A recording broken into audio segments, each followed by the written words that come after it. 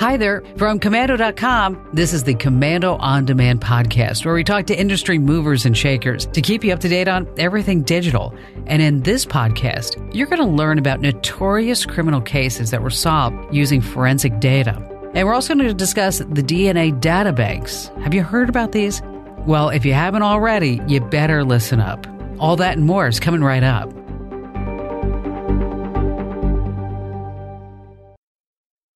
Last week, investigators in California arrested a man they believe is the Golden State Killer. People put bars on their windows. People had guns in their homes. You were talking about people who slept in shifts. Some would stay up all night, some would take half the night, the others, and just watching, prepared with a gun in case anybody would come in. First thing I see is he's standing there and he's holding a flashlight like this, and he's got a revolver in his hand. With this guy, the next rape could be anywhere. He came in, he had a ski mask on, and jumped on the bed and had a knife. And there was a man shining this flashlight in my eyes with a ski mask on, holding a large butcher knife. My husband was home.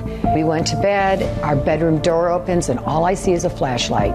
And he had leather gloves on. I could hear him. I could feel them. He told us with clenched teeth, "Shut up, or I'll kill you."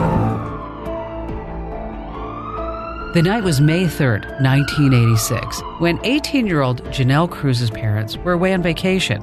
A friend who spent time at Janelle's house with her that evening later recalled being startled at least twice by some strange noises outside and in the garage. But Janelle and her friend ignored the sounds. Did you hear that? But fate was sealed when her friend left. Janelle was home alone.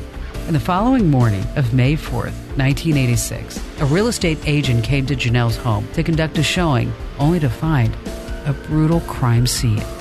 Janelle had been raped and bludgeoned to death with shattered teeth and a bloodied face. She was pretty much unrecognizable. Who, police wondered, could have carried out such an awful murder? The only clues they had were tennis shoe prints in the soil outside the house and a heavy wrench missing from the backyard. Investigators initially zeroed in on those close to Janelle Cruz. They looked into the last people who had seen her alive, her family members, her former boyfriends. But quickly, the case went cold. Although police assembled a rape kit, DNA testing of the crime scene was still in its infancy back in those days. So the kit was placed in storage for many years. Time passed, and the Cruz family tried their best to move on, while knowing Janelle's killer was someplace still out there.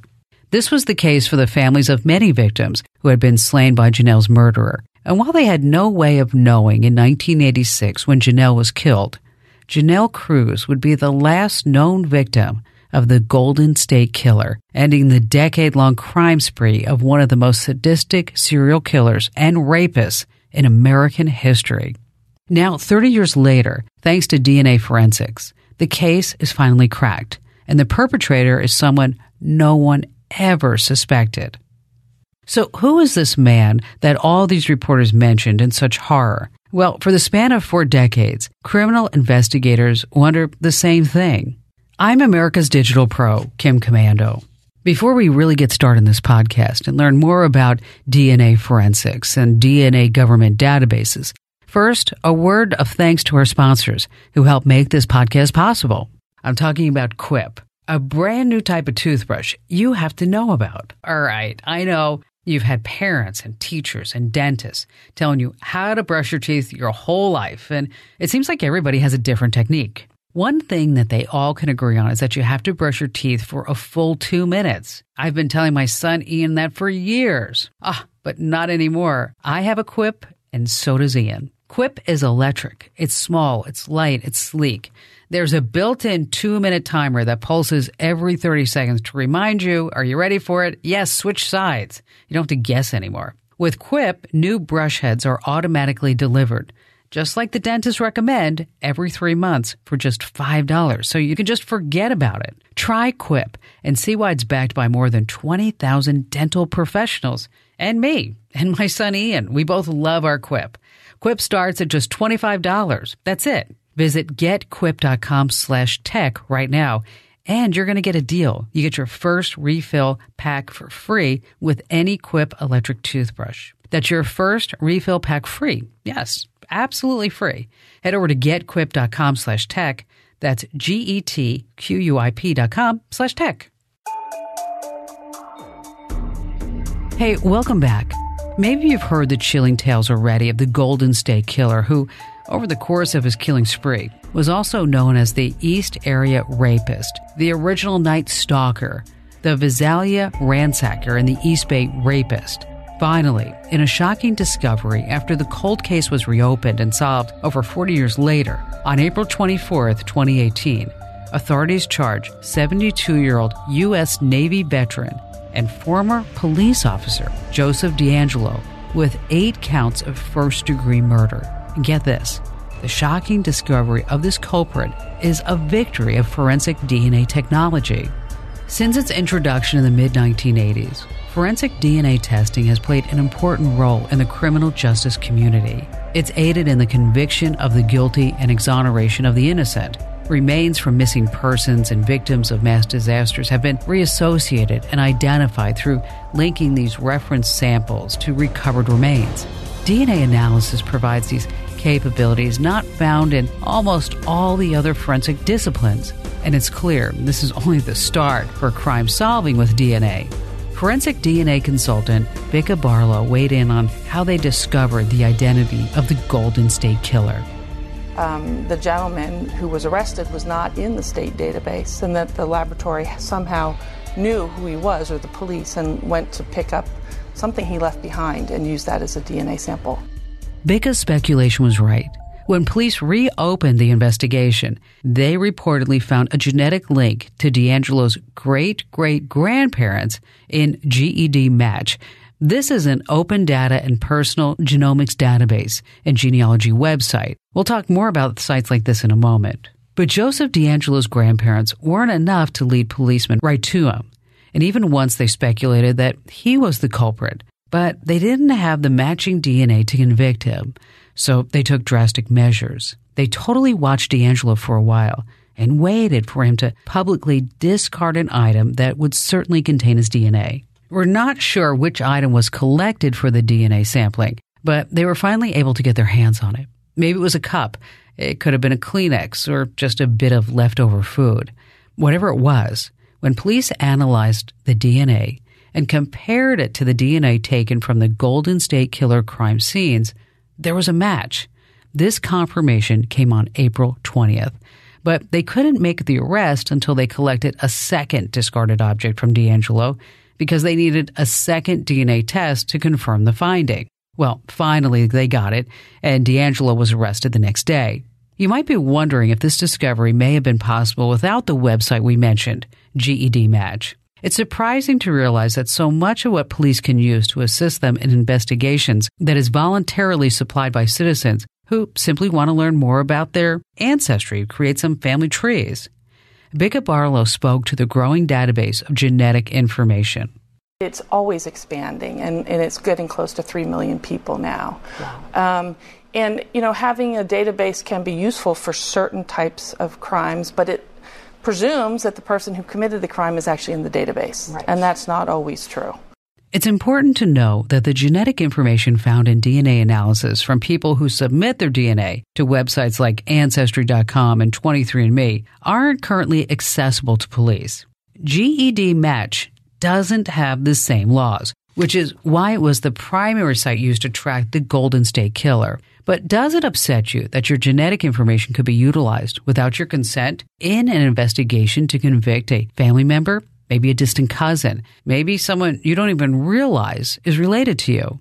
Some people see this as a major ethical issue. While the folks in GED Match's database voluntarily submit their DNA information, not everyone realizes that that means they're giving consent to the government to use that information. They consider it private information. Here's the deal. People who are considering genetic testing and uploading to GED Match, they have to assume that this data is going to be used by companies, law enforcement, and foreign governments. And of course, you know what the problem is. Hardly anybody reads terms and conditions or the fine lines. So the issue of ethics remains as a flurry of concerns about privacy come up. There's no telling how many people in a public database are being subjected to what some folks are beginning to call genetic stop and frisk. But not everyone sees this massive genetic information now accessible to police investigators and who knows who as necessarily a bad thing. But is it? Cold case investigator Steve Croft spoke on the emerging capabilities. Talking to the cops, they are chomping at the bit. When you've made an arrest in a 40 some odd year old cold case that terrorized Northern California, it's hard to argue that this, hey, we should put the brakes on this. Who's going to be the person who's going to say to the family of those victims, sorry, we can't do this. It's kind of, the horses have left the stable. I don't think they're going to go back in, One woman who has taken the forensic DNA industry by storm is Cece Moore. She's been called the woman who solves crime from her couch. And her first success came less than a month after the Golden State Killer was identified. It involved crime scene DNA from an unsolved 1987 double murder near Seattle. Coming up, we're going to talk more about this, and you can learn exactly how she was able to solve this crime. But first, a quick word from our sponsors in this podcast because they help make it possible.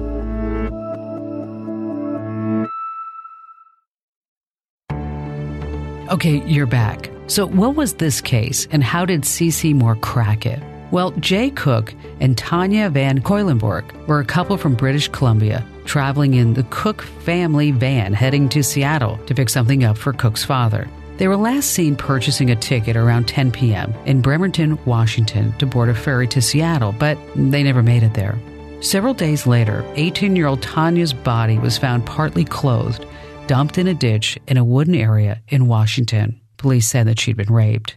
Cook's body, on the other hand, was found near the river. For the past 30 years, evidence found at the scenes of the killings was almost confined to a blue blanket wrapped around Cook's body, an abandoned bronze Ford Club wagon, and the killer's DNA.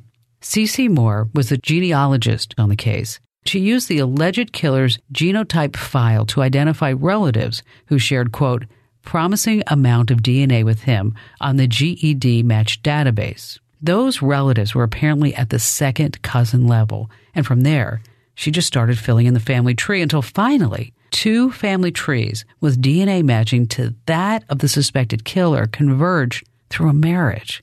The couple had only one son.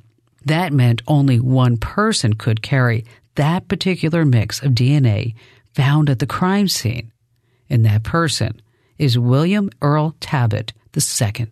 And just like the Golden State Killer case, investigators had to watch Talbot and wait for just the right opportunity to collect DNA from him to be cross-checked with the DNA that was left at the crime scene. When Talbot dropped a paper cup on the side of the street, investigators grabbed it. They submitted it to the Washington State Patrol Crime Lab for testing. And get this, it was a match. Talbot was arrested outside his workplace in Seattle earlier this year. He would have been 24 at the time of the killings and living in Woodinville, Washington, in the year 1987. His parents lived 7 miles from where Cook's body was found. The motive is unknown, but family members of the victims expressed feelings of closure and relief that the killer had finally been found and would be brought to justice. For my family and I, it is our first day without the weight, the burden, the hurting that comes from not knowing who killed my brother Jay and his sweet, shy girlfriend Tanya. But this was only one of Cece Moore's DNA victories. But we wanted to hear about the kind of expertise it requires to utilize GED match and conduct forensic investigation. Cece Moore admits that this genetic investigation for her, well, it started out as a little more than just a hobby. I was a genealogist, just hobbyist, and I've always loved genetics. It's not my career in the past. I wasn't trained in it, but I've always been drawn to it and always really loved it.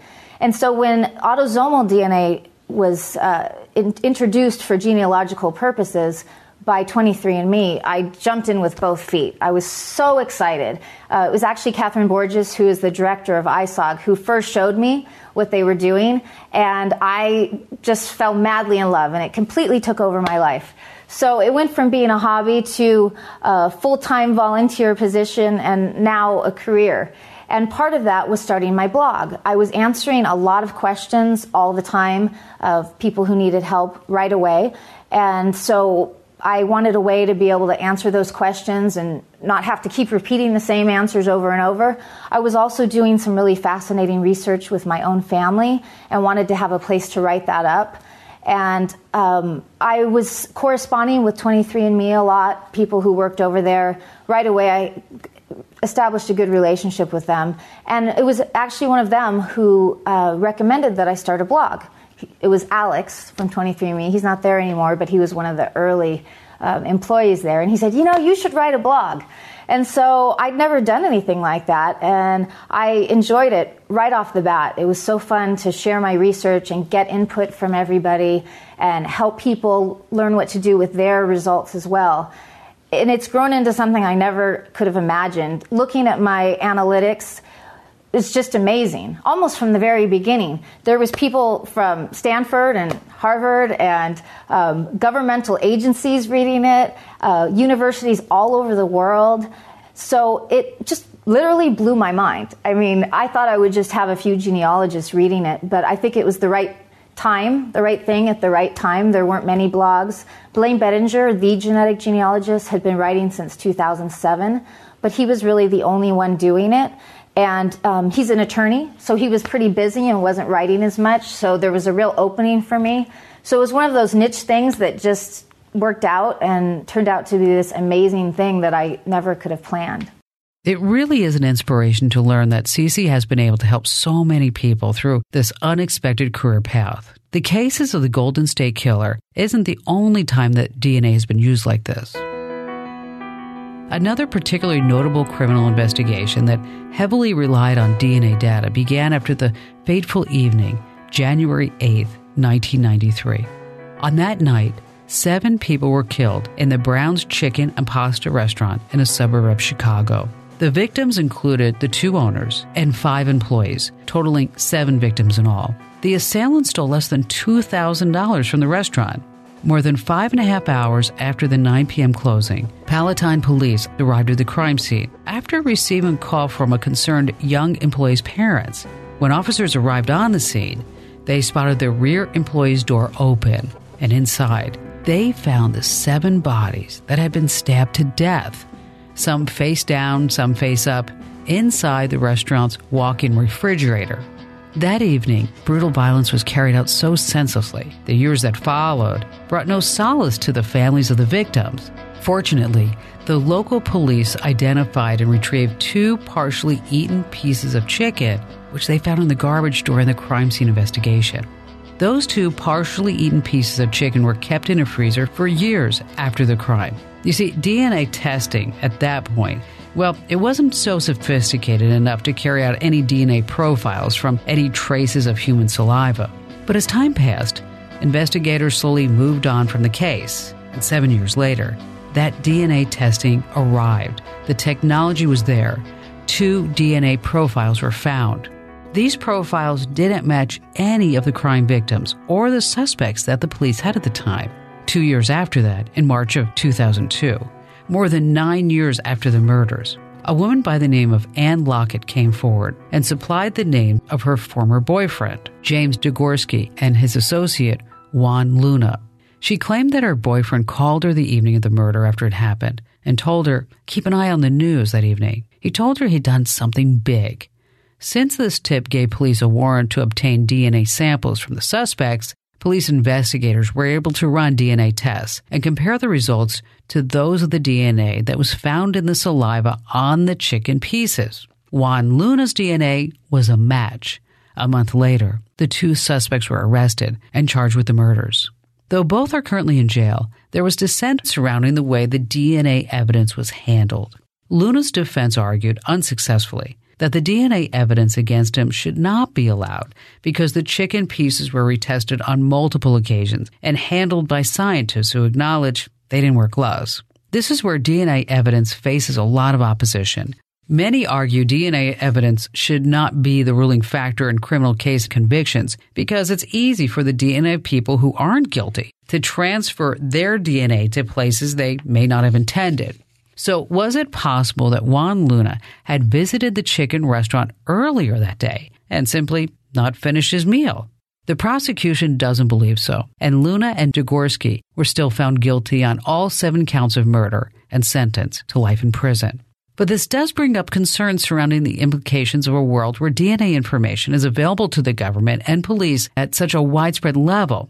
The potential of innocent citizens being persecuted for crimes they didn't commit is there. After all, your DNA can travel by means of other people. So what does that mean? Well, let's say you happen to grab your morning coffee from the barista, and in the exchange, his or her wrist brushes against your hand. Later that day, they're the victim of a murder case. Now, despite the brief nature of your interaction with that barista, it's possible that your DNA is still on them. So would it be fair for police to arrest you? That maybe because of some way you've been in contact with that individual on the day that they died? Well, absolutely not. This is what those against DNA crime solving fear most. And in recent years, the fear has gained real-world weight as this sort of circumstance is exactly what happened to Lucas Anderson when he was wrongly charged with a murder that took place in Silicon Valley in 2012. Don't believe me? It's certainly a wild story, but it's something you need to know about, especially as we talk about all the technology advancements in forensic genealogy. Before he was charged with a murder, Lucas Anderson was a 26-year-old homeless alcoholic who regularly hustled for change in downtown San Jose. Around midnight on November 29, 2012, a group of men broke into victim Ravish Kumra's 7,000-square-foot mansion. They found him watching TV in the living room, tied him, blindfolded him, and then gagged him with duct tape. Upstairs, the criminals found his companion, Harinder, asleep in the bedroom upstairs. They hit her on the mouth and tied her up next to Ravish while they plundered the house for cash and jewelry. When they left, Harinder made her way to the kitchen phone while blindfolded and called 911. Ravish was declared dead as he suffocated from the tape on his mouth. 3.5 weeks later, the police arrested Anderson, whose DNA had been found on Ravish's fingernails. When these DNA results came out, Anderson tried to make sense of the crime, but he had no memory of committing it. RT correspondent Brigida Santos released the news on the wrongful conviction of Lucas Anderson in May of this year. In 2012, a homeless alcoholic man named Lucas Anderson was charged with first-degree murder when his DNA was found on the body of a murder victim who had been killed in a home invasion. Now, his DNA was specifically on the murder victim's fingernails. And the way that they got there was through a process called secondary transfer.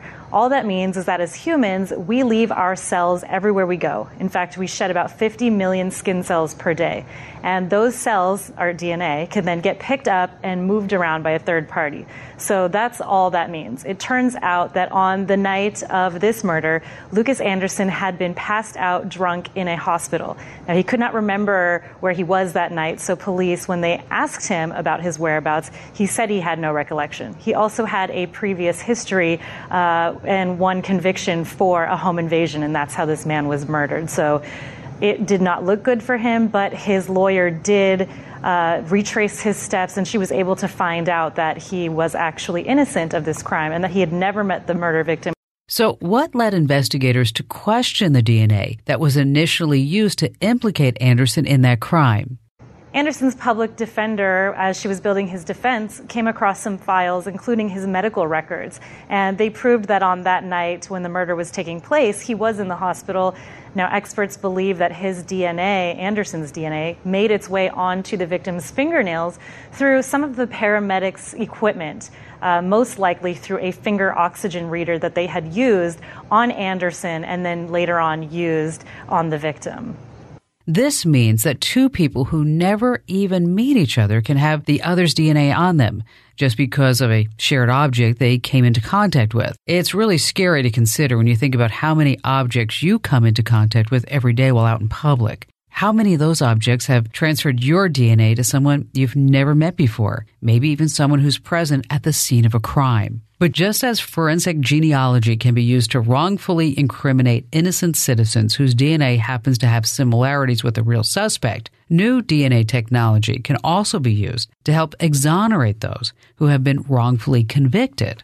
That's the exact objective of the Innocence Project. This project was founded by Barry Scheck and Peter Neufeld in 1992, and has since freed more than 350 wrongfully convicted people based on post-conviction DNA testing. 20 of those innocent civilians who had been wrongfully convicted have spent time on death row. Additionally, 150 real perpetrators have been found and prosecuted. And with figures like these, it's hard to go on arguing that DNA technology advancements hold only negative implications. For example, Peter represented Earl Washington Jr., a mentally disabled man who spent 17 years in prison, 9 of them on death row, for rape and murder that DNA proved he did not commit. Peter showed that a state police officer had caused Washington's wrongful conviction by first feeding him information about the crime that only the true perpetrator would know, and then falsely claiming this non-public information had actually originated with Washington. After Peter argued the appeal, the Fourth Circuit agreed that the investigator could be held legally responsible for fabricating Washington's false confession. Okay, a substantial verdict for Mr. Washington followed. The Fourth Circuit fabricated confession theory was then adopted by other federal circuits. The Washington case also led to an audit of the Virginia State Crime Lab and the prosecution of the true perpetrator. There is currently debate on whether those convicted of minor felonies in the state of California should have to supply their DNA. Many believe that a world in which DNA files are more accessible, well, those who do wrongfully commit murders will be more quickly found and prosecuted. These cases are just the beginning for forensic DNA analysis crime solving, especially with the Golden State Killer's arrest. It's likely that the social dialogue will increase surrounding DNA privacy issues. As government officials and criminal investigators hone the ways in which they use this emerging forensic technology, the prospects become both hopeful and also concerning. You see, there's this whole generation giving up genetic privacy in the name of learning more about their roots. Where did they come from? Why do they have blue eyes? They're using sites like 23andMe and Ancestry.com. But what if that seemingly innocent information has other consequences? No one can deny that forensic DNA technology has brought significant benefits to law enforcement. It's contributed to the resolution of a number of crimes, as well as the exoneration of wrongfully convicted people. But today's National DNA Databank is a far cry from the one that was envisioned 20 years ago. It's moved well beyond its initial role as an important tool for use in criminal investigations, and it's emerged maybe as an instrument for surveillance that reaches broadly across the population to individuals who have never been charged or convicted of a crime. Okay, there's no doubt we all want to help solve crime, but the fact that crime occurs does not justify the erosion of any basic human privacy protections. One of the most fundamental principles of our country is that a balance must always be retained between safety and freedom. Where technology developments challenge or disrupt that balance, a strong call for the protection of our civil liberties and a clear, rational proposal for restoring this balance is needed. But even if these ethical issues are considered, it's hard, if not impossible, to refute how helpful these technologies can be in reopening cold cases and determining long-pursued culprits. I'm America's Digital Pro, Kim Komando. Hey, stay up to date with all the Komando articles and podcasts with the Komando app. It's free, and you get notifications for podcasts like this one and the very latest articles on everything digital and those security alerts. And if you like this podcast, do me a favor. Don't forget to subscribe. Head over to iTunes, Google Play, and also give us a great 5-star rating and review us, because that helps us better our podcasts and also helps more people to find our podcasts. And that's what it's all about. So thanks for listening. I'll see you next time, and I'll see you on the radio for The Kim Komando Show.